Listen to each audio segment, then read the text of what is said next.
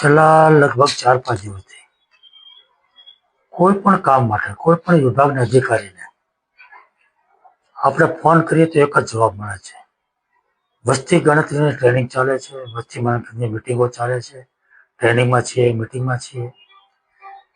વસ્તી ગણતરીનો કાર્યક્રમ આવ્યો છે, કરવો પડે, જરૂરી છે, એને કોઈ ના નથી. પરંતુ એ બાના હેઠળ રોજિંદા કામો, વિકાસના કામો ખોરંભે પડે.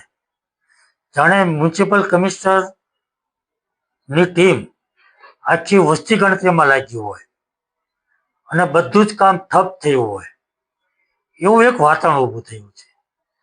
વસ્તી ગણતરી થાય બરાબર છે, પરંતુ એનો મતલબ એવો નથી કે મ્યુનિસિપલ તંત્ર આખું ખોરંભે પડી જાય, ઠપ થઈ જાય. આયોજન કરવું પડે, વસ્તી ગણતરીનો કાર્યક્રમ પણ થાય અને રોજિંદા કામો, વિકાસના કામોને ખોરંભે ન પડે, એમાં અડચણરૂપ ન થાય. ચોમાસું માથે છે, પ્રી મોન્સૂન કામગીરી શું થવાની છે? અનેક સોસાયટીની અંદર વિકાસના કામો, ડ્રેનેજના, પાણીના, રોડના કામો ચાલુ છે. ચોમાસું માથે છે. જો સમયસર પૂર્ણ ન થાય તો સોસાયટીમાં લોકો જઈ ન શકે એવી પરિસ્થિતિનું નિર્માણ થવાનું છે.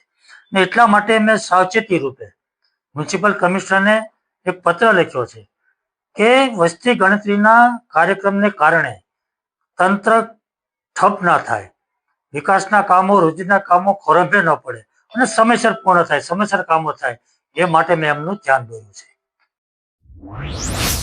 News updates